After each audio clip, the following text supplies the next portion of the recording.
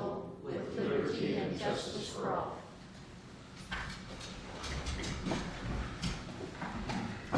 And with the permission of my fellow council members and the people at the table, I would like to invite Mr. Sean Kuchardi to the table this evening. I think so. Come on, Tom. We need to find you a packet. More importantly, we find out why.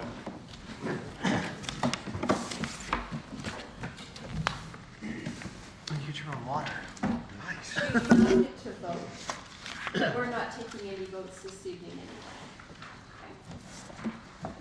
You sit here, you can't comment, you can't look anywhere, you can't vote. But you're welcome to sit. But you're welcome to sit here. Feels so welcome. That's right. And our first agenda item is the 2016 budget, and we will turn the meeting over to Mr. Martin. Thank you. And first of all, I'll give you this. This is are the expenses. Smaller than I thought. And these are the revenues. And there will be a test. So, well, thank you very much. First of all, I'd like to thank my colleagues for their due diligence, and Brandy over the last several months as we worked to put together this balanced budget for the city of Port Orchard for 2016. As you know, we started in July estimating revenues for the city, and we had a preliminary budget that was made available to the public and council on October 1st to meet the statutory deadline. And then, of course, we had a revenue hearing on property taxes on October 13th, and that led to a council finance committee on October 20th, where the committee reviewed the 2016 budget. And then we moved from there, we moved to yesterday on the 16th, where we had the Finance Committee along with Cindy Lucarelli and Fred Chang and Beck Ashby joined, and we interviewed the department heads and went over their budgets by departments. So we've had a very robust process. The information's been posted on the website. We've had some inquiries from the public, so we've informed them of what their budget looks like. So what is in front of you tonight is the first thing I'd like to do is show you the 2016 cost drivers. I had put together this document in 2015 for the first time, and that was the idea that we would look and see what were some of the annual increases and one-time expenses that come along over the course of writing the budget that we may not necessarily have a choice on paying them. In other words, we've already agreed to certain cost of living increases, we have certain contractual agreements with different organizations, and from time to time there's one-off expenses that come forward that the budget has to adapt to. So that's this list for 2016. The other thing I would add is one of the goals of the city is to take one-time revenues that we might have and apply those, the expenses, put the expenses for one-time expenses against one-time revenue so that you're not over a long period of time building what I call the bow wave of expenses and someday not have revenue to cover those. So that's what this is just a list of those one-time cost drivers. As you can see, our jail bill is a cost driver. There was quite a bit of talk about that yesterday with the police chief, and I think that John will talk to that in a moment, I'm sure, when I turn it over to him. There's CENTCOM has some increase to it, which is our dispatch center. A large cost driver this year is new hardened laptops into police vehicles. That might be busted up or spread over several years, but that's nearly $120,000 a one-time expense. So those are kind of the highlights of those, and they're in front of you there, and John will, I'm sure, will mention that when I turn it over to the chairman of the Finance Committee. The other document that's in front of you is the first piece of it here is the piece that we started using about 4 or 5 years ago to give a synopsis of what's in the budget.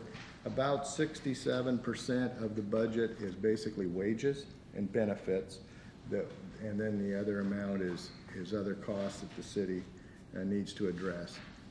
First of all, of course, on October 1st, the mayor has to turn over what's called the mayor's budget or the preliminary budget. It's a balanced budget, and he's gone, at that time, he's gone through, interviewed the department heads and put in what is the mayor's budget, and of course, then that moves to the council's finance committee and now onto this table tonight.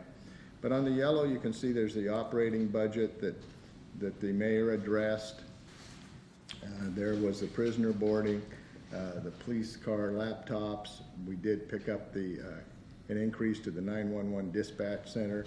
And in the mayor's budget, we included Bethel pavement repair for sections A and B, which John will move on to a greater piece of that in his statement as well. We were able to put into the stabilization arrangement. That's our long-term reserve, which our goal is to have 1.4 million in there, which would be 2 months of expenses put aside. We have nearly $700,000 in that, will at the end of 2016. So we're halfway to our goal, and I think we should feel very good about that. This year, we'll move $70,000 into that to get to that nearly 700,000. This is the first year that we separated the operating budget from the capital budget. So you have a separate capital budget now to give a greater understanding of where your operation expenses are and those one-time projects or long-term projects that the council's focused on.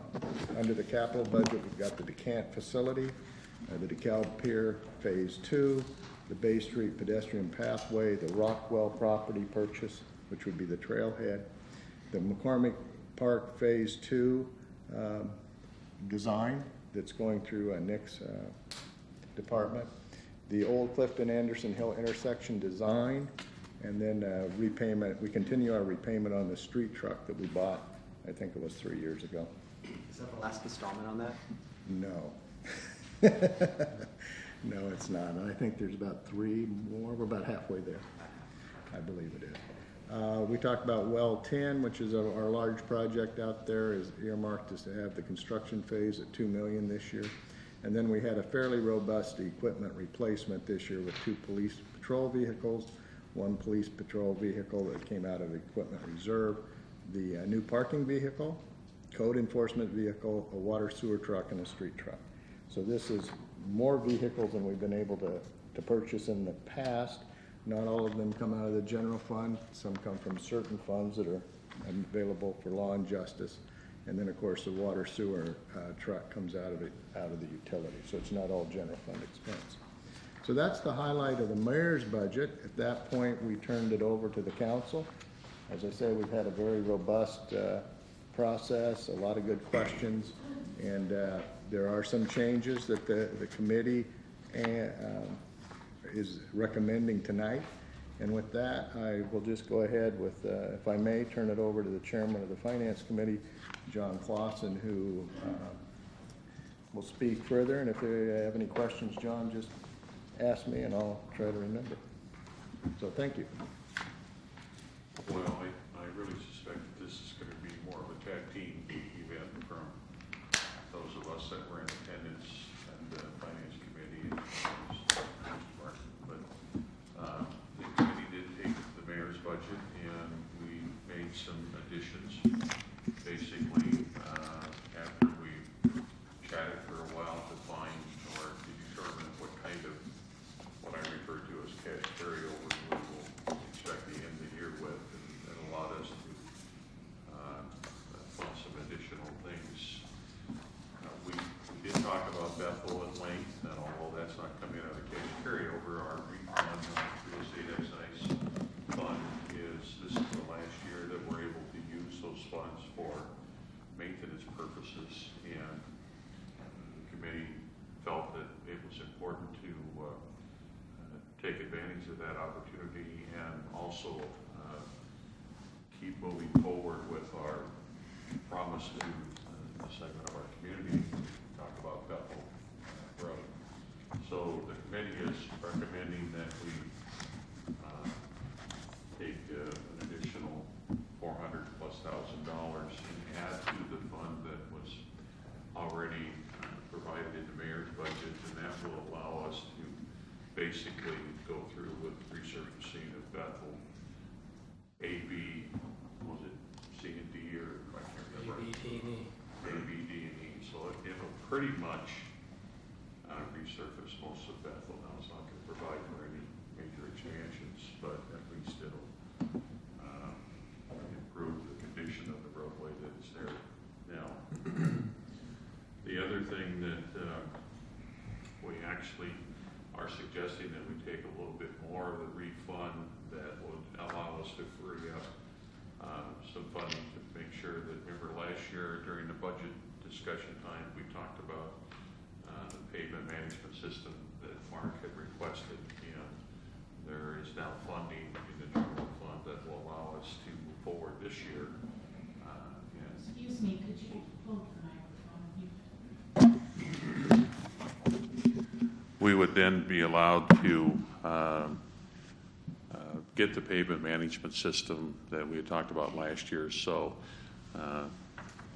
it's kind of a moving around the funds, but ultimately with the refunds, we're able to supplant some of the expenditures in the general fund that would free up funding that was going to be used for Bethel, that we can use for the pavement management system, and then the refund will do an awful lot of the Bethel project.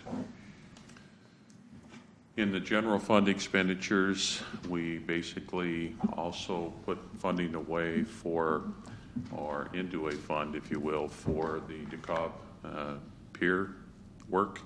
And essentially that is going to be more for cash flow purposes. Because the project is funded primarily with grant funds, we will need funding during the construction to be able to pay the contractor, and then we'll get reimbursed with the grant funds. So there's about $250,000 set aside for that.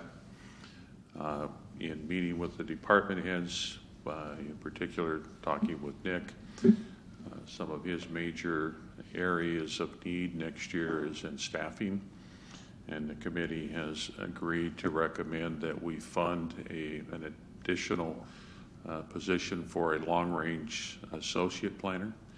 It would be a person that could come in and help with some of the workload and primarily with getting the comp plan finished in a timely fashion, along with everything else that DCD is involved in. We also talked, if you remember, we funded a position, an administrative assistant position in DCD. Basically, we funded it with the additional funds we were getting from permit fees, but we only funded it for a limited period of time with the idea that we would revisit that need, and if there was sufficient need, we would possibly refund it, or continue to fund it, not refund it. In the committee's discussion about that, I think we had funding in for that position until around April, and the committee felt that April really isn't a sufficient amount of time for us to really evaluate whether or not that position justified continued or not. So the committee's recommendation is to put funding in that'll carry it through, I think, June, July, somewhere. Yeah. And at least that would allow the council an opportunity, maybe after the first quarter, to start looking at whether or not the volume is sufficient, whether we should fund it, and then give the council an opportunity to do a budget adjustment if we felt it was needed to fund it for the remainder of the year, but do it in a timely manner so we're not right up against the wall trying to make a decision with very little time to consider it.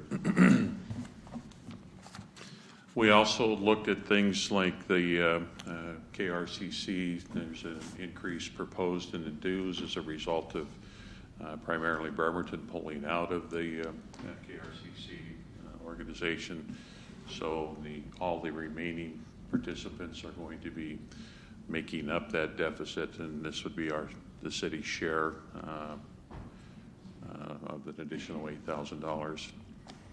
The $45,000 in the police vehicle, it's not really to buy another police vehicle, but it is to put funding back into our equipment reserve fund. We basically drew money out to to fund the 3 police cars that are in the mayor's budget, but we put nothing back. So the committee's recommendation is that we go ahead and put $45,000 back into that fund. So as we move forward into future years, we've got at least some funding there to help us with the acquisition of police cars.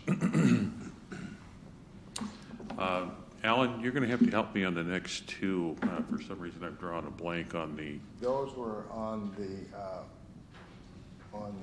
Slim Jims that came through a request from Councilperson Ashby, and we didn't discuss those yesterday. Okay, that's detail. I would maybe be- you want to speak to that. Yeah, I would be glad to speak to those. Do you want to hand me the mic so that? The first item you see is $3,500 for administrative legal counsel for the council. What we had discussed at an earlier meeting was that I was proposing that each council member have a budget allocation to be able to have interaction with the city attorney without having to go through the mayor's office for a routing and transit number. We would each, in this instance, we would fund that to $500 per council member. We would each have our own routing number, and when we called our city attorney, that would be charged to us. That's what that one was for. And the other $3,000 that I had brought forward was some additional training for council. Primarily, I was hoping that we could have a parliamentary procedure training. We've got new council members coming on board. We will have new commission members coming on board. And I was hoping to be able to have an official educational opportunity for how parliamentary procedure works. Those were the two items that was what we brought forward. And I'm not sure if there would be sufficient funding in that training to also include, and I think the new members are obligated to go through the Open Public Meetings Act training.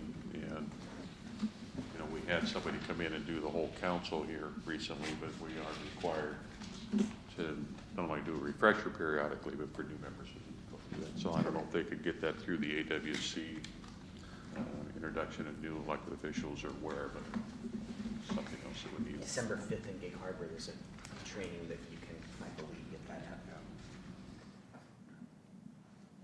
Okay. The City Hall structural review, the committee's recommending having funding for that process. There's a little over almost $34,000 in that process. Mark, is that going to be adequate for the review? Should be based on the proposal that we got in 2015. Now, one of the things that the committee did talk about, and we're probably going to need that separate from this budget discussion, but I think the council is probably going to have to start wrestling with space needs. And one of the things that we did talk about when it comes to making some of the building improvements like siding and windows and whatever else may need to happen, it would be nice if we're going to add on to this building to do it all at once. I mean, that's in a perfect world, so that we're not putting scaffolding up around this building and then doing it a second time when we do an addition. But anyway, that's a discussion that needs to take place separate from the budget, but we're probably going to be needing to face that before too much longer. The upgrade of 12 workstations, that's just pretty much a routine. We need to keep up on our replacing of our employees' tools, and we did kind of skimp by for a while during the recession. And I think now's the time where we now just start playing a little bit of catch up. So we've provided a funding in here for 12 workstations. The $15,000 for the server closet upgrade, that is one thing. Alan, basically, we're waiting for the results of the consultant's review of our computer system. So we really didn't want to go anywhere, and Alan really wasn't recommending too much until we get that, which I totally support, and thank you for that. But there were a few things that are more or less kind of hardware. Workstations are a good example.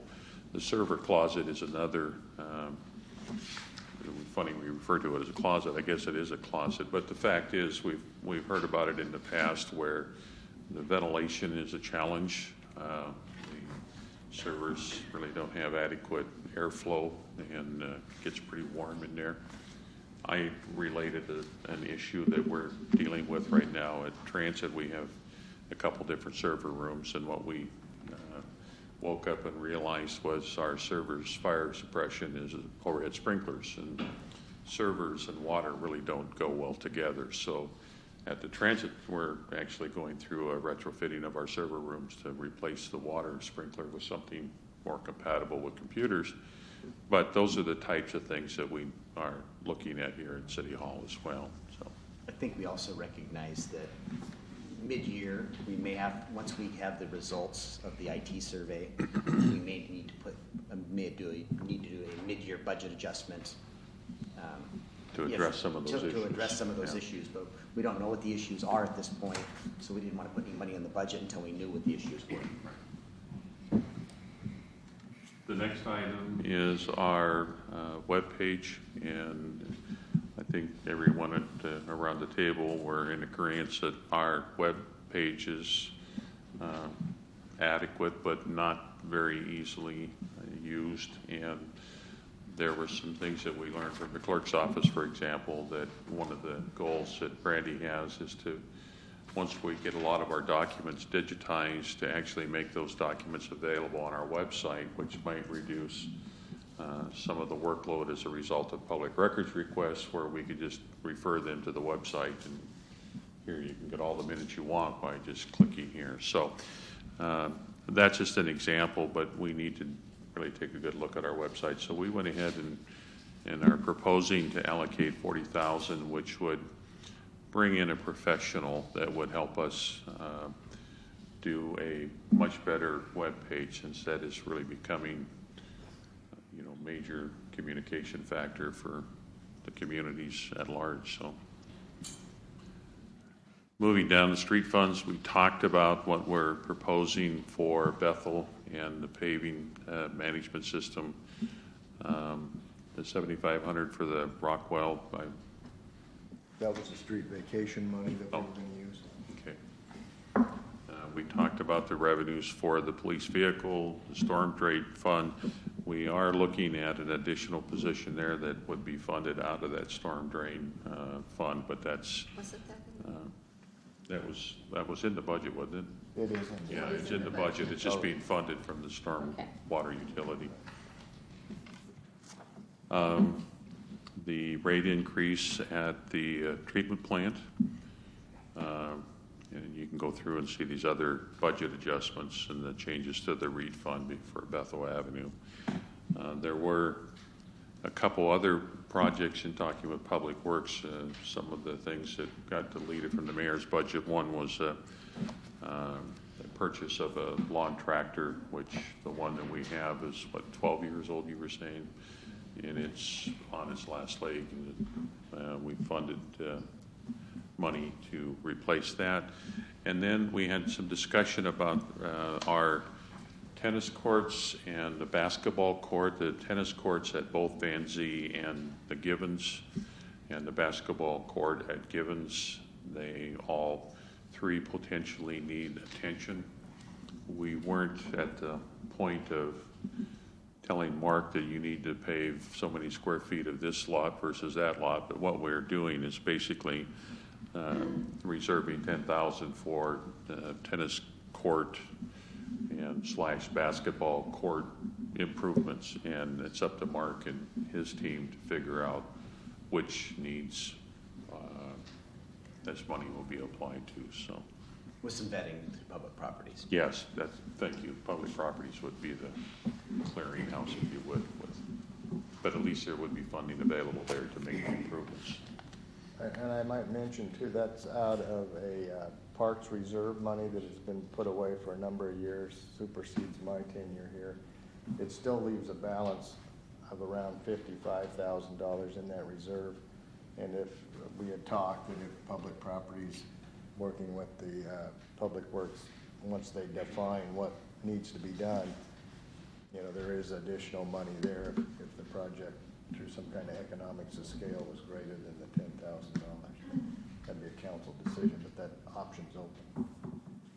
Just one other note too, that the long-range planner, if no one objects, we discussed at the finance committee meeting that Nick could move forward with the job posting and the hiring process. Of course, that person couldn't start until January 1st when this budget. He just wanted to get out in front of that Well, process. that was predicated on concurrence here tonight. Right. I So think I started with the that. committee is recommending it, and if there isn't any objections from around the table, then they can start that process, but obviously there's no funding until January 1. The only other thing, I just thank you, Alan, the committee finished our work last night at just before 4, and tonight you have this available, so very much appreciate your work. Printed it early when the lights were flickering. I figured it was my You didn't light. want to handwrite it, huh? I didn't. I thought, uh-oh, so, thank you. So basically, that's the committee's recommendation of additions, changes, if you will, to the mayor's proposed budget. And I'm not sure if the rest of the committee has any ideas or thoughts. Couple chairs.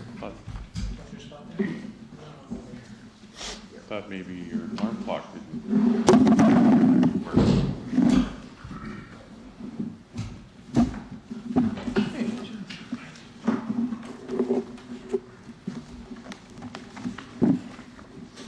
So does anyone have any questions or comments on what the finance committee's brought forward?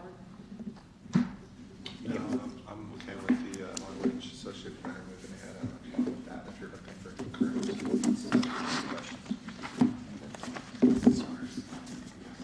You were okay with the two, Brett? Yes. Nick moving forward. And Jerry, what we were talking about is we had looked at budget information, and one of the recommendations coming out of finance is a long-term associate planner, which would not be hired until January. But we were looking for concurrence to begin advertising for Right, I that. think we talked about that last time I was Yeah. at the finance, and I'm fine with that. So if you're okay with it, then I think we've got consensus that we can go ahead and start the recruiting process with the idea that obviously it won't be funded until January 1. Sounds good. Alan, what are the next steps with the budget? Well, thank you. At our next meeting, we will have a budget amendment for 2015 that will adjust the final fund balances and clear up those current expenses. And next Tuesday as well, we will set the levy rate for the certification to the county auditor or assessor to collect our 2016 taxes. So that'll be next Tuesday. On December 7th, which is a Monday night, because of the way the calendar falls this year, we'll have our first budget hearing for the public to comment on the budget, and then we'll move on December 8th or December 22nd for the adoption of the 2016 budget. So we're nearing the final stages of the budget. Do we just need the one hearing? You need, it's twice. Well, you'll have the hearing, open the hearing, and then Take testimony, close it, and then you have the actual action. Okay, and but the action would not take place on the 7th, it would No, take, that's the hearing, and that's a statutory deadline for that. So that's just a budget hearing. There's no action on the budget. The public has a chance to come back the next day and make comment. is there any other discussion on our the items in the budget or the budget process. Are we expected to be there on the 7th and the 8th? Yes. Yes. Okay. Traditionally, the city always did that hearing on the Monday night, and it really depends on the calendar, and several years ago, we moved around to just meet the calendar, but this year it's a little bit different. Put it in my calendar. It's, in our history, it has been the record-setting shortest meeting of any council meeting and the longest, so it's just, you never know. Actually, I shouldn't say the longest, it's not been the longest, but they've been relatively short. Again, I want to thank the Finance Committee and the elected officials and the staff for working through the budget this year, so thank you very much. With that, we will move on to our second agenda item, which is the draft Kitsap County Comprehensive Plan UGA alternatives. And I will turn it over to Mr. Bond, and I know he put some documentation in our packet. And then we also received more detailed information at our last council meeting. So as you probably saw in reading the staff report, the Kitsap County Department of Community Development released an EIS on Friday, November the 6th, concerning the comp plan update for 2016. I've had not a whole lot of time to look at this since then. That was a Friday, and then we had a short week last week, and I had to get this staff report to you on Thursday after the holidays. So I apologize if the analysis isn't terribly detailed. Essentially, they've proposed three alternatives. Alternative one is no change alternative, and then there's two alternatives that shift UGA boundaries and land use at a countywide scale, but specifically as it relates to Port Orchard, it has the effect of reducing the Port Orchard urban growth boundary in several areas.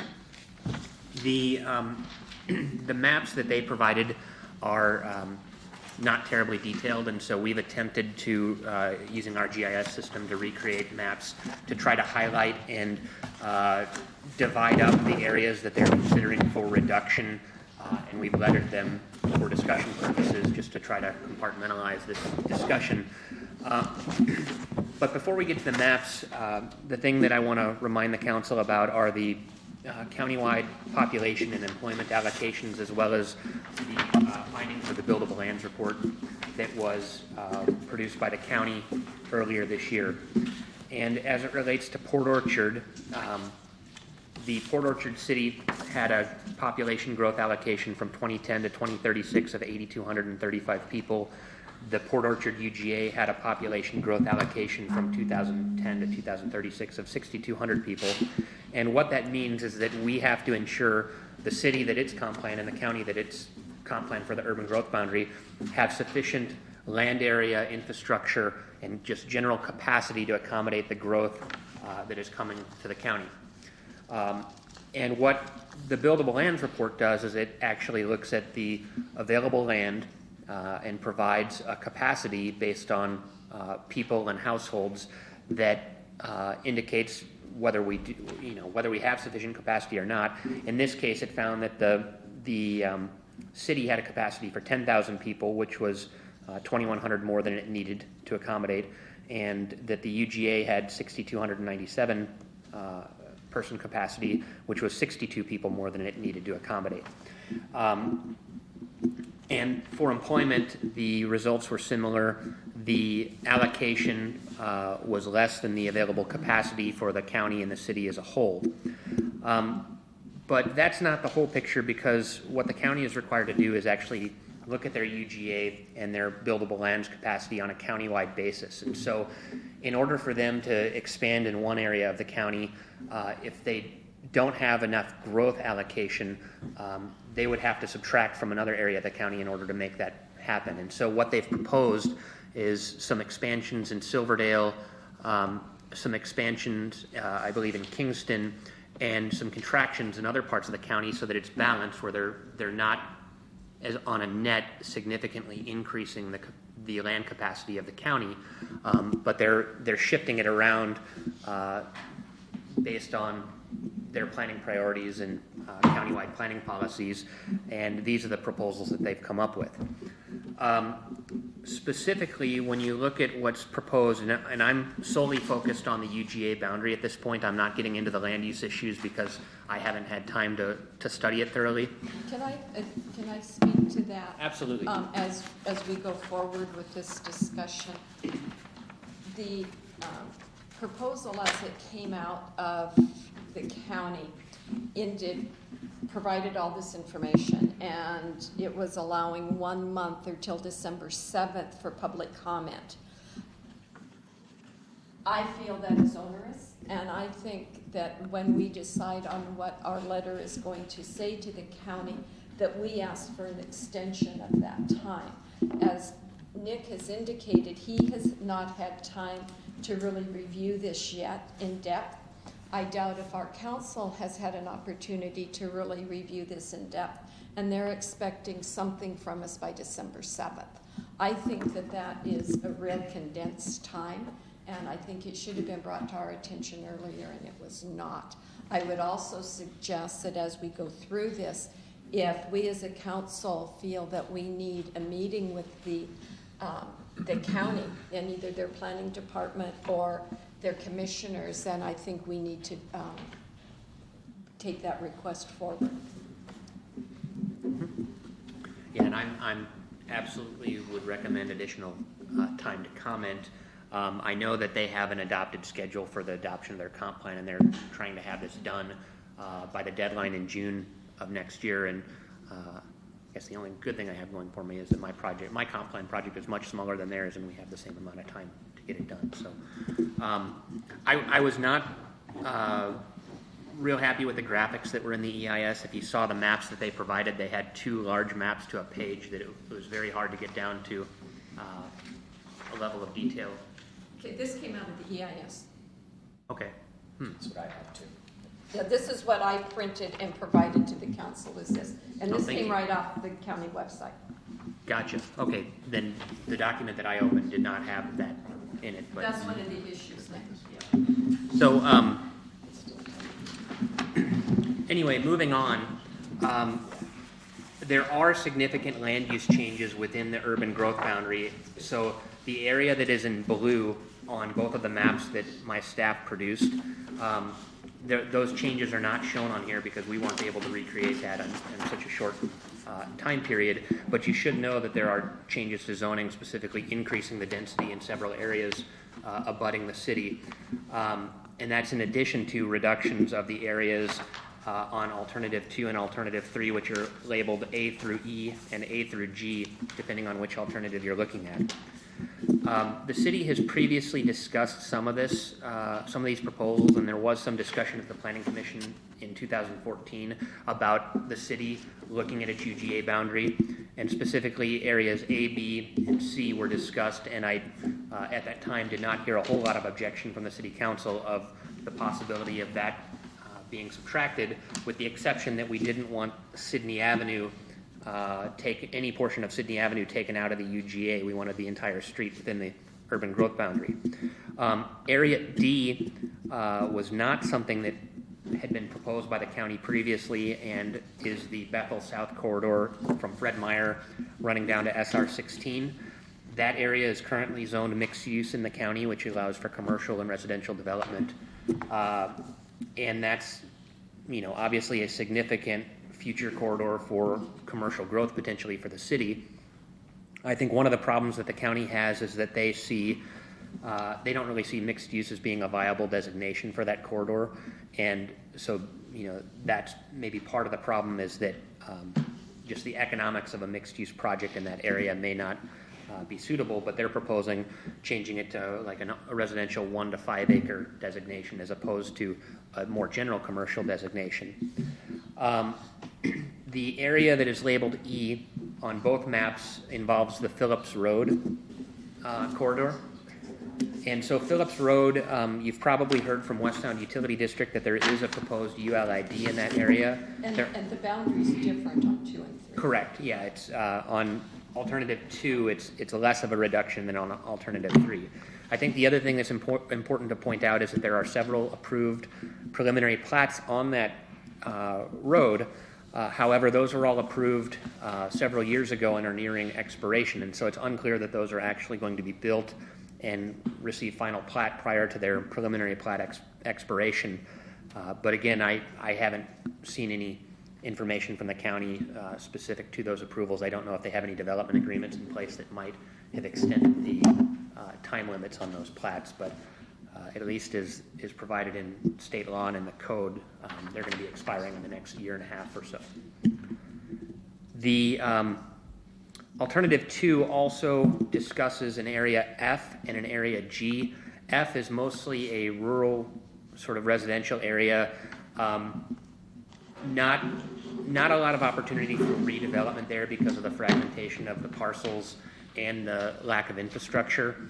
However, area G goes out in Mile Hill. Some of that is, I believe, a county park property, and it's zoned commercial now, but it's not heavily developed, and it's probably not as important to the city as the Bethel South Corridor.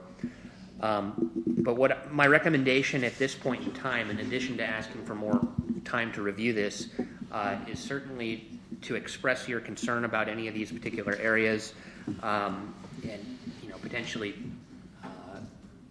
prioritize these, and then I can work with the city attorney on potentially drafting a letter in response to their comment period and bring it to the council at the next meeting, and we can have you review that before it's sent to the county on your behalf.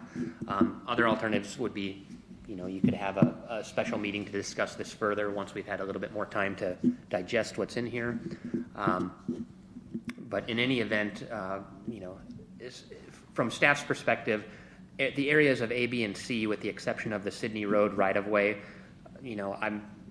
that's not something that I would be interested in fighting over because of the presence of critical areas and the disconnected nature of the Cook Road properties from the urban growth boundaries. But ultimately, this is a council policy, and I would look to the council for direction and how to comment. Just some general comments that I would like to make. When you look at, to me, we have a couple of different issues, and one is just the boundaries. And what I understand, the history of the boundary, and Mr. Palmer's in the office, and he probably knows this better than I, but in the mid-2000s, the county had brought forth a UGA boundary that was significantly larger than this. And that was tested in court.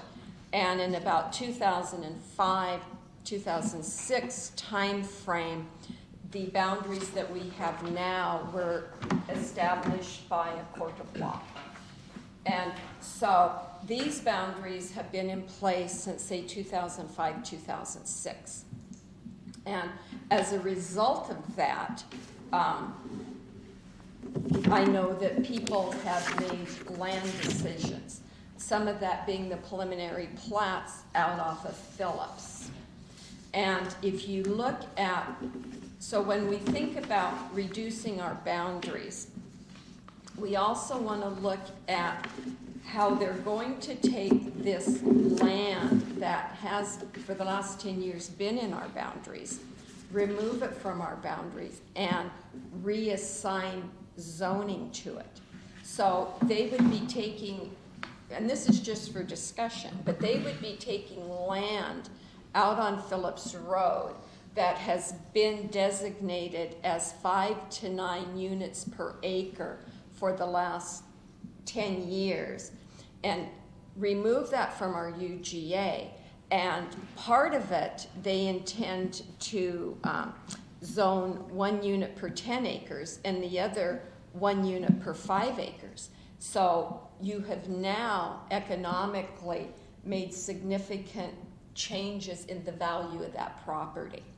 And I find that significant. I also find significant taking right now our Bethel South, which is in our UGA, which is mixed use. And if you think about what's there, Aero Lumber is out there, Kitsap Airport is out there, there's the landscape places out there. Automotive repair. the automotive repair, Colello's is out there. Think about what's out there. And they want to remove that from our UGA and change the zoning to 1 home per 5 acres. Now, I'm assuming that all the uses that are there would be grandfathered in, but I want us to be mindful of the economic impact we're having on these other properties. So I have a real pause to look at this over a couple of weeks and make a significant decision or recommendation.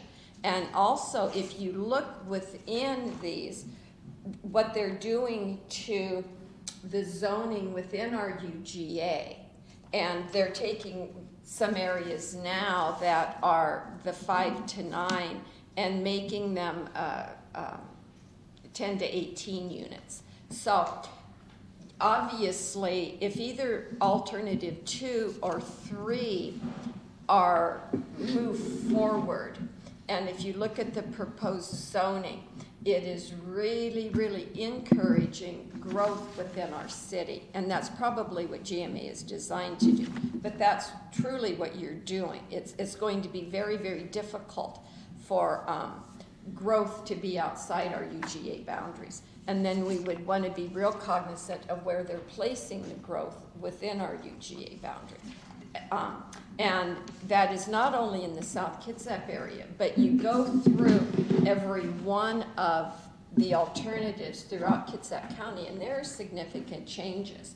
And this month time frame is troubling to me. The other thing that I want to say to this council is none of these changes have been vetted through KRCC's land use policy. The KRCC Land Use Technical Committee has not vetted these. You're referring to the directors? Yeah, and I think the reason for that is that we didn't meet for a period of 5 or 6 months between Mary McClure leaving and the new Triangle Associates coming on board. You know, those meetings weren't taking place. I guess I object to shrinking our UGA and our developable land, down zoning land in our urban growth area, and taking our commercial developable land and putting in more of it in Silverdale. We need what, in particular, the commercial land that we have and the tax revenues that's going to come from that are the future of our city. And if we continue to give it all to Silverdale, it only benefits the county.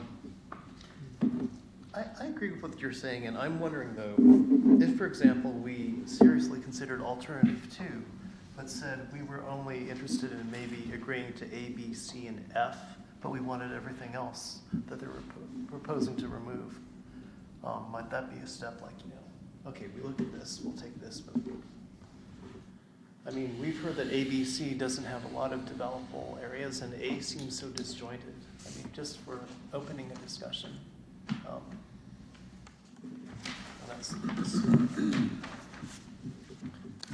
Yeah, I think if you want a public works opinion, I mean, the state is embarking on a SR16 study. Nick and I met with their staff, and I'm not saying it's going to happen, but we've had the conversation similar to what Gig Harbor North has talked about, is there is the potential that right there were lighter crosses, that you could have a 16 off-ramp so that you could pull a lot of that traffic off this 160 between Bethel and 16 corridor. You could get them off right there with just an off-ramp. So that means that section of Bethel will suddenly become a major commercial corridor. So I'm not saying that will happen, but we're having the conversations and it's a potential.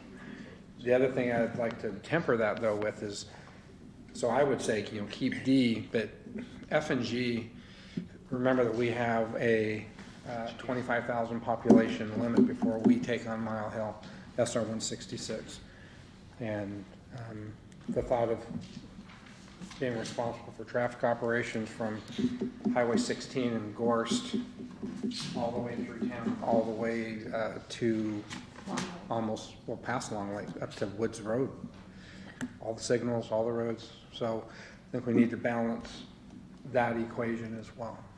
I mean, ultimately, it's the county's decision. We're just making a recommendation, and I think we need to prioritize. I personally wouldn't want to see any of it go away, but I think we need to prioritize what's our absolute, and then work down from there, so that if they have to do something and it's their decision, we know where we're going to be less upset about. In a heartbeat. F and G in a heartbeat.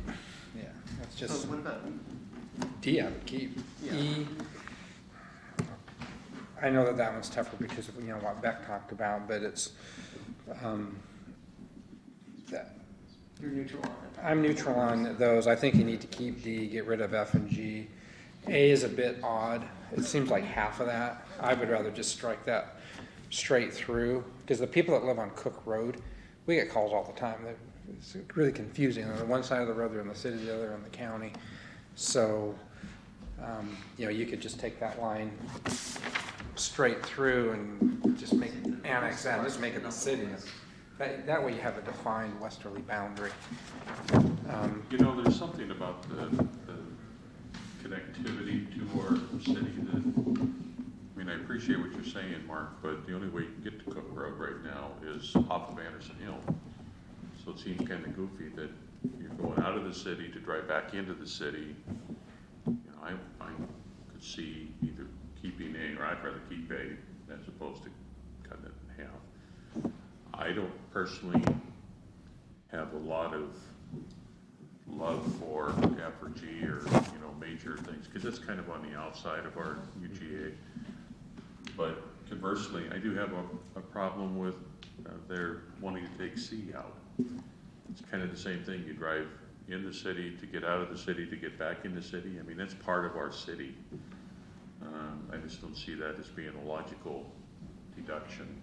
I would say that C, I think you have to kind of split up C, because on the, there's a little piece that's to the south that kind of stands alone. I haven't looked at the characteristics of that one parcel. You certainly don't want the right-of-way going out because you want a continuous maintenance, and if we have to rebuild that road, it's a lot easier when it's in one jurisdiction. But when you're actually on the Berry Lake side of the road, most of that whole area is wetlands, and so there's not a whole lot of benefit to having that property in the city or not in the city. Not when you get south of Berry Lake. There's not, in that, there's a mobile home park off of Berry Lake right in that area. It's kind of up on the hill. Certainly go to the east side of Sydney. I think that's there by the church, and that piece of property that was going to be developed at one point. I mean, those are all developable pieces of ground that they just have logical connectivity to our city. They're part of our city. Like I say, those that are on the fringe, I certainly wouldn't follow my sword over. But I do have a concern about, you know, C and A and D. I don't know about E. I guess expecting your comments about what's been platted out in that particular area and then what changes would make. But Yeah, and the other thing that I look at on, again, just talking about the Phillips Road, so it comes out now, and then they relook at this in 8 years. Are they going to want to put it back? mm-hmm. You know, those are things, because it, you know, it can't be a moving piece. Right. You know, and when I looked at the countywide planning policies, it addresses a lot about wanting to expand our UGA, and there's not a lot of language about contracting UGA.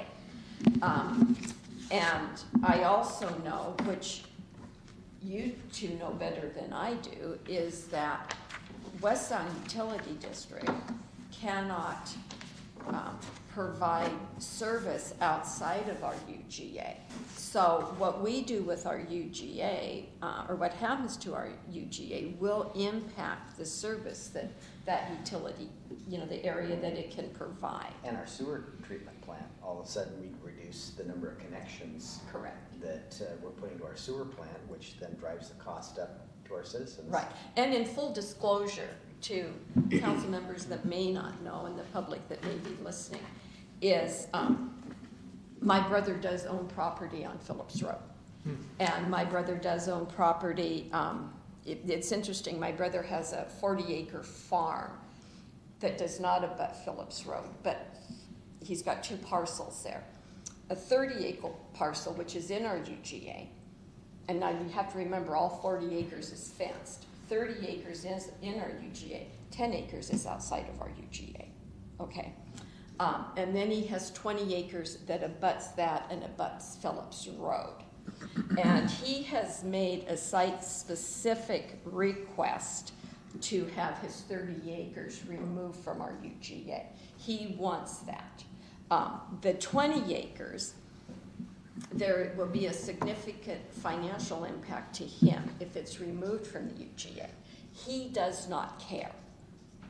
It has the economic value of that land is not important to my brother. What is important to him is that he can burn on his 30 acres, and he can't burn on it when it's in the UGA, okay? So. Well, you gotta put your priorities right. You've got to get your priorities right, exactly.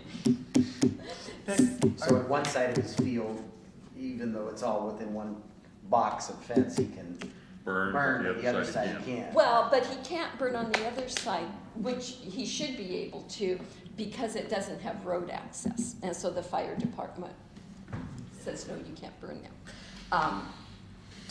Do you know why West Sound can't provide service outside the UGA? Is that state law? That's the rule. State law? Yeah. Okay. Utilities can't be provided outside. There's The whole rare concept exceptions is- like It Watauga Beach, seems where. Well, there's some emergency. counterintuitive in terms of sewage spills and all that. But it seems counterintuitive that they can't service outside the UGA, if it would Well, be. the whole concept for- is UGA is to concentrate growth, concentrate your utilities and services, and be able to serve that area much more efficiently than stringing lines in Timbuktu to serve little pockets. I mean, that's the concept. But you said there were exceptions maybe for environmental. Right, and urban services within the UGA, other than environmental health issues. There was some recent legislation by Jan Angel that even created an appeal process on some of the existing language. So there are provisions that allow emergency water and sewer outside the UGA, but you know, there's a standard to follow. Watauga Beach is an example of that, where they have failing septic systems going into the beach, and sewer was provided out there, and that's outside the UGA. So the question that I see before us tonight is, how do we want to proceed with this? Are we prepared to make some decisions that we can get at least a draft letter available? Or do we, is our letter that we want more time? Is the letter of combination of that? Personally, I would like to ask for some more time to be able to look at But it. what if they don't grant it, and then we don't have an opinion, and then we're not heard? Well, how do you approach it? We want more time, but in case you don't, this is our opinion. I mean, The other thing we can do is we can ask for a meeting with their planning department or the county commissioners to come in and, you know, have dialogue with us about this. Is the deadline December 7th too? That's their public comment period, is till December 7th. Can that be extended? Do they have to? I don't know. Well, it's comments on the DEIS according to you. So they'll still issue, Yeah, they'll Well, still. there'll still be a comment period later on their proposed action. Well, there should be, but this is just on the DEIS according to your thing. well, we You should don't have say, anything you know, independent. So that's just the draft. if you don't grant us time, we object to any reduction, period. Option one. I mean, we would take the hard line There we and, go. I like that. You know. We want additional time, and if we're not granted additional time, option one is the only thing acceptable yeah, to us. we're objecting to any reduction. Well, Carol just pointed out that what's listed is it's December 7th is the deadline for the draft EIS. So that means that that's the initial draft. You can meet, have the letter that's in the record at the draft so that you're party to. So you're going to request it as part of the draft, and then now you're part of the record, right, moving forward to the kind of stage. This is all I have. I never received Assuming anything that- from the county, so I don't know if they have Assuming extended that time this, frames for assuming comments. this is the draft though. Right, that's just for the EIS. They may have additional time period for their alternatives here. Yeah, we need to, Additional time or a meeting. But I would definitely send a letter requesting more time so that you're on record at Or a the meeting. draft. well, I think that the letter that you've proposed, we can prepare a draft of that. In addition, we can look into the county's proposed process a little bit more, and I can involve the attorney and have her look at what's proposed and figure out what other steps are down the line and what other opportunities there are for us. Well, I think it would be, and I appreciate what you're saying, Mark, it would be a good thing to at least go on the record. And without adequate time to really look at these things and think about them, my position would be no change. I'm familiar with what's there now, and without time to think about or justification, I'm not comfortable with change. But if they want to give us more time, then we could consider it. I mean, I think it starts with, that they haven't given us sufficient time to fully analyze this. We would request that there is, that you provide us additional time in the process. And if you're So how unwilling, much time are we requesting? What would we need? 30 days? Yeah, I mean, you're talking about the holiday. Yeah, you're talking about the holidays. I'd say 60 probably days. 60 days then because of the holidays? Yeah, and I can, again, I'll bring this back to you at the next council meeting next week, and we'll have a draft letter, and hopefully we can answer some of the other questions you brought up tonight. And I'm supportive of what John indicated, that we need more time, we need a It's meeting, online, I'll send you the link. and without absent those, I'm with the no, the no action. no action alternative if. Right, without adequate time to without review. adequate time and Yeah. process. I agree. Okay? Okay, consensus? Are we giving nods?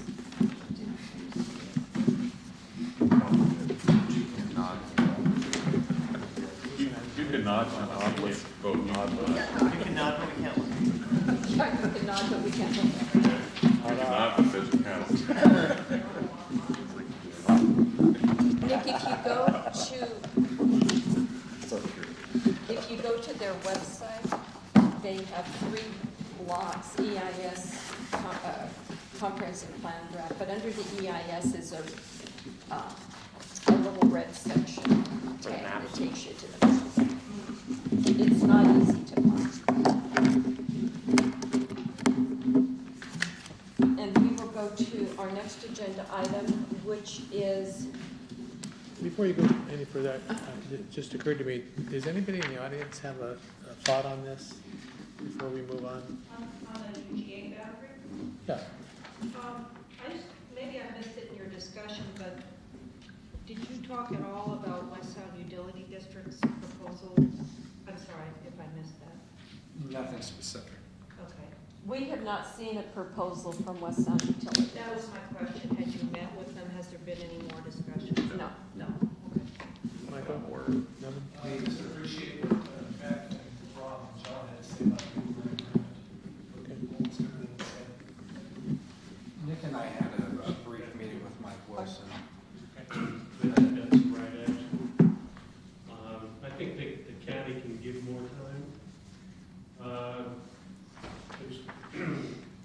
Even in the context of their possible public hearing schedule, which they have not established yet, they still got time to give you more time. Yes, but realistically, the county's done nothing to, in any way, vet those different alternatives. Just here it is. Yeah, this is it. 20 minutes. It is, yes. Got somebody who has the money on this investment. Right. Yeah, I agree.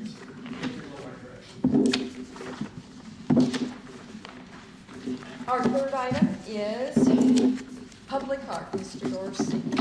Yeah, this will be, compared to our last heavy conversation, this will be quick and easy. So as you remember, that was back in 2013, Mr. Karsten Boyson donated a piece of art. He's been storing it for us, and now that we have two fabulous location alternatives, he would like to install his Victory, aka Nike, and the two locations are either, if you're at the bridge opening for the pedestrian pathway on the Bay Ford side, as you go across the bridge and you go to the point, we've got a picnic table that's being put out there, a bench, a trash can, and we would put it out on the furthest point.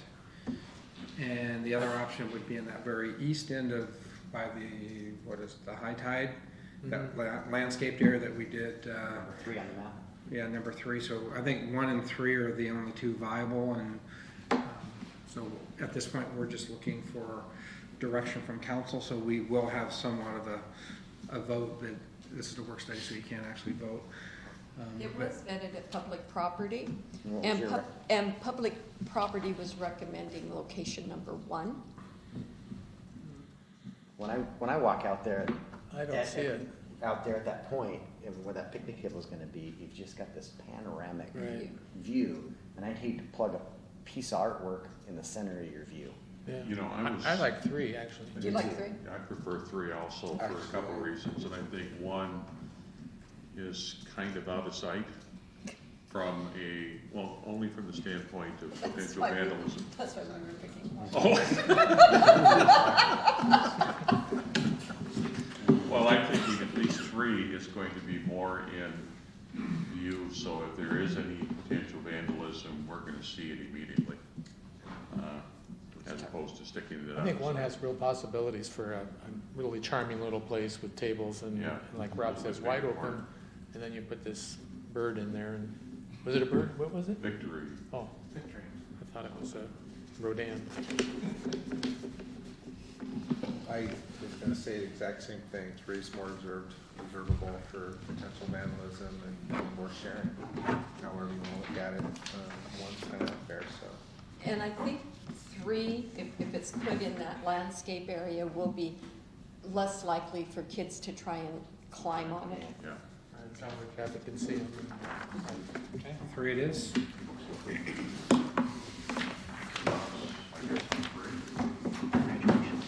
And I'm going to readjust the agenda just a little bit, and we will go to,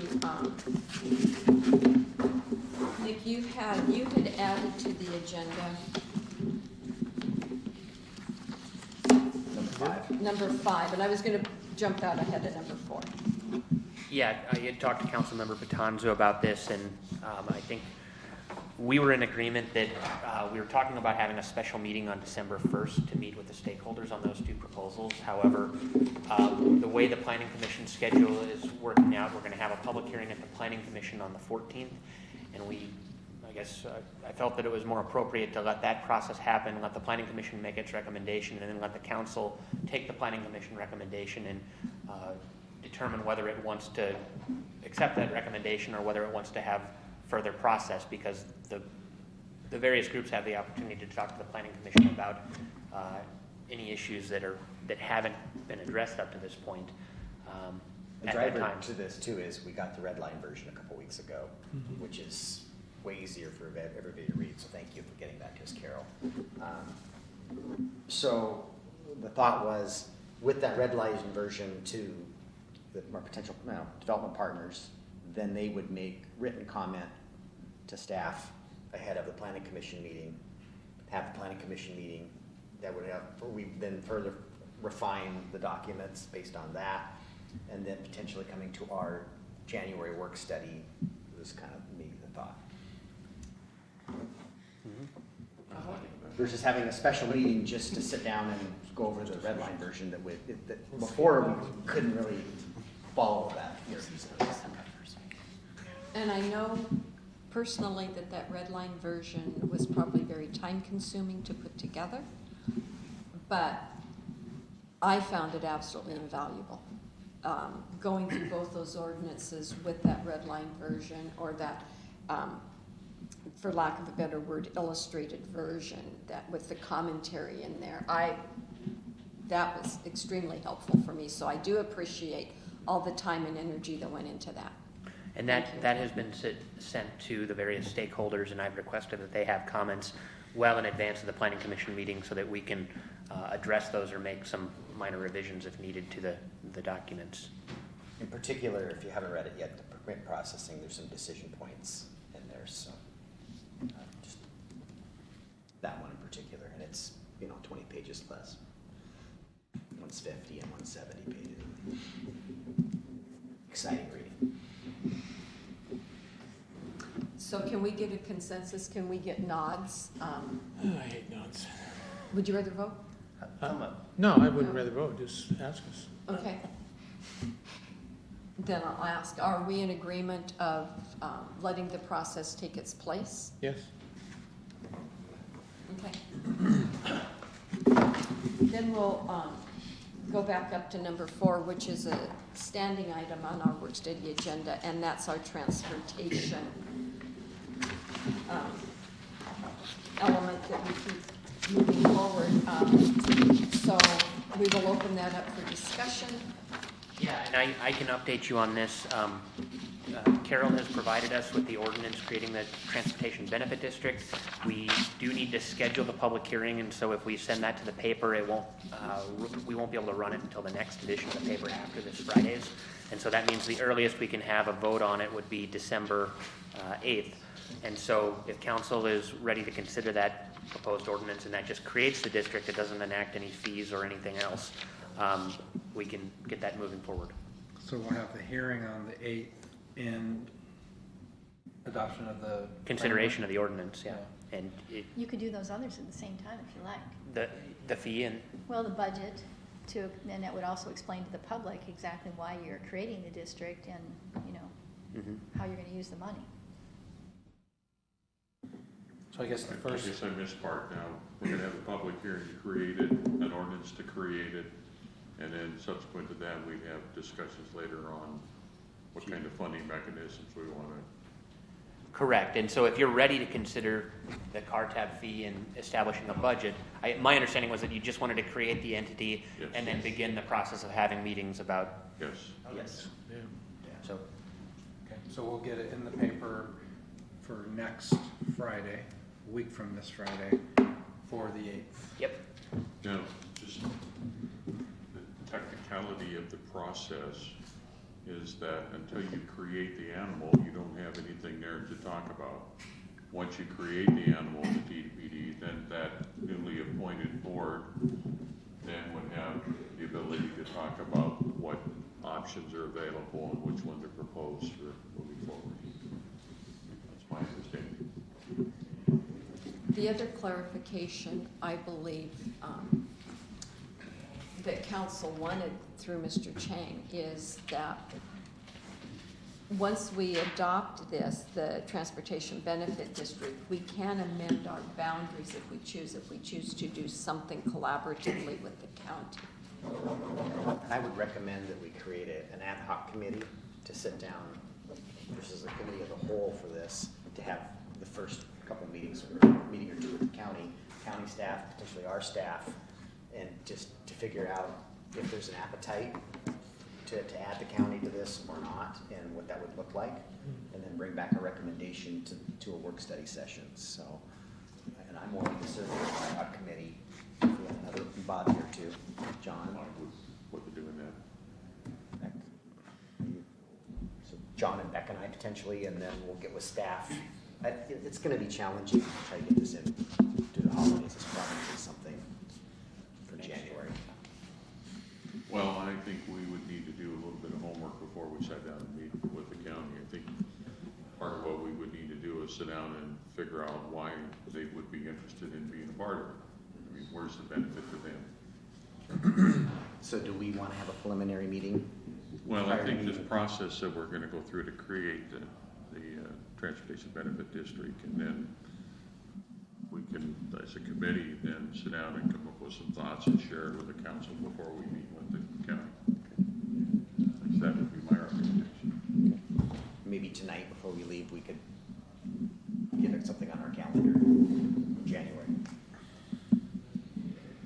Then I had one other just ancillary issue to transportation, how important it's gonna be to get our comprehensive plan done, because as we know, a component of our long-range planning or funding options are gonna be federal funding. And if we don't have a comp plan, we're ineligible. So we've just gotta, with the hiring of this long-range planner, we should be setting ourselves up for success. So we just gotta make sure that that comp plan gets done so that we're eligible for that funding. Yeah, and we did a lot of the heavy lifting in 15 with the individual element updates, so a lot of that body is in place, so. I have two issues under transportation. I know there's been discussion, I think you started the discussion, but I just want to throw it out on a table for the council to think about, and that is next year when we talk about committees and committee assignments, we've been chatting informally about the potential need for a committee that would concentrate on transportation, streets, alleys, transportation. Not sure how that's going to fit in with the TBD or just exactly, but just get it out on the table so people can have an opportunity to think about it before we sit down and talk about it. And then the last thing I wanted to share, I've had a conversation with a couple folks over at PSRC about what options we may have to improve the competitiveness of the Tremont project. And I have tentatively, theoretically arranged a meeting with some key players at PSRC that I would like to, I haven't scheduled anything yet, but maybe the three of us, if we're going to be the TBD committee, if our schedules will allow it, and Mark, I'd certainly invite you to come over as well, and maybe the four of us could go over and meet with these folks at PSRC, or maybe I could arrange to have the key players, Charlie Howard is one of them, and some other folks, that we could sit down and talk specifically about Tremont, and are there any options available to us, and what can we do to make that project compete better? So, if that's acceptable with the council, then I'll continue to move forward with trying to arrange something. Okay. No, I think that's fine. I'm not sure. I think that's fine. What I'm going to say is I don't know that Tremont's going to have to compete in our countywide process. I don't know, or are you thinking there's going to be an opportunity for Tremont to compete at the regional level? All of the above. All of the above. I want to meet with PSRC to find out whatever options are available to make that project compete better. Okay, agreed. And although it's not on our agenda, we have most of our council here. PSRC, the Kitsap Regional Coordinating Council's representation at PSRC changes every 2 years. And 2016 is when new representatives from KRCC will be appointed to the various PSRC committees. And you don't have to sit on KRCC to be a representative at PSRC. So what I'm saying is there are going to be some open positions, and there's growth management, there's a growth management committee, there's the Transportation Policy Board Committee, which I personally have served as the alternate for the last 2 years. And our current representative, the KRC representative, Steve Bonikowski, did not stand for re-election. So he won't be there. So I have raised my hand to move over to be Kitsap Other Cities representative. But then that leaves an alternate available there. Fred has served as the alternate on the growth management, and he's having difficulty meeting those meetings. So anyway, what I'm just saying to you is, think about if you may want to represent Kitsap other cities at PSRC and what your interest may be. And we had that, a smaller group had that conversation today, and PSRC wants our list next week, but none of the jurisdictions can do that because we're all seating new members and we can't really do it till January. So, but be thinking if you want to be involved. And I know Nick has raised his hand to be on the, it's the RSC, and I don't know what it stands for. Regional Staff Committee, I think. Yeah. But I was also going to mention 2 other transportation issues, Okay. if there's nothing more on that. I just wanted to let the council know with regard to rolling out the traffic impact fee, we don't want to blindside anybody at the first of the year, and so anybody who has submitted a permit that is waiting to be picked up, or anybody who is coming in to the counter and dropping off, we are letting them know that this takes effect January 1st, and hopefully that'll, I guess, deter anybody from, or prevent anybody from being caught off guard if they wait till after the first of the year to get their permit. Also, we've started looking at rolling out the concurrency ordinance and traffic review. And as part of that, the fee that we collect for that right now is $50 under the old ordinance, which we weren't doing a whole lot other than, I guess, collecting the money and recording that those trips were being generated.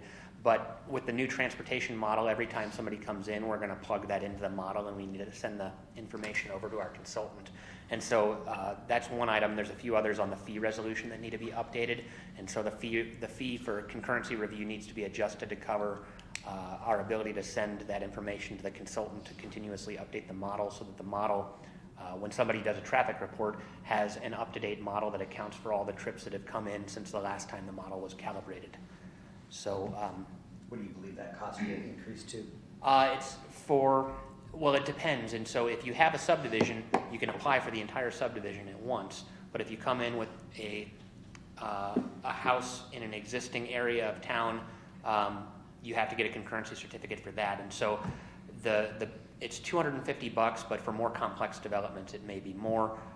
And for apartments, it's, which I guess you wouldn't have a single apartment, but it's for 2 units, it's like $300. He's given me a schedule that I would adopt as a reference to the document. The other thing that we're going to do with regard to review is developers right now can pay their own consultant to have a traffic impact report prepared, which they do now in development, and then we have to have it reviewed by the consultant. And so a possibly more cost-effective alternative to developers, which is purely an option to them, would be to have them contract with the city to do the calculation, and we would just go directly to our consultant on the calculation so that it doesn't have to be independently reviewed. And essentially they're paying once instead of twice for their traffic study. And so we're putting some language into the fee resolution to accommodate that as well. That makes a lot of sense. So, and then there's a handful of other minor adjustments, and there's also the deferral of impact fees. There's an application for that, and so we have to adopt an application fee and a handful of other things. And we're just going to bring that directly to council before the end of the year for adoption. And water and sewer might be added to that. We're gonna have a meeting The tomorrow. water and sewer concurrency. We have kind of a process that's informal, but it's similar, but it's going to our consultants because they have the models now. And so we're going to try to wrap it up into a nice little package. So, Now, are those models theirs or ours? They're their intellectual data, but they're prepared. We are the client, so we own, it's their intellectual data, but it's ours, I guess. If some reason they went out of business or we decide to change consultants, we pick up our My model and understanding go is with that it. they have to provide us, from my days in the consulting, is yeah. we have to provide that to the client. Yeah, and it's a computer file that if somebody prepares their own report, they go to our consultant and get that file, and then they plug their project in to Right. generate their Right, report. well, I understand it, just the ownership of that file is what I was asking. We would own the file, but not the software that created the file. Right.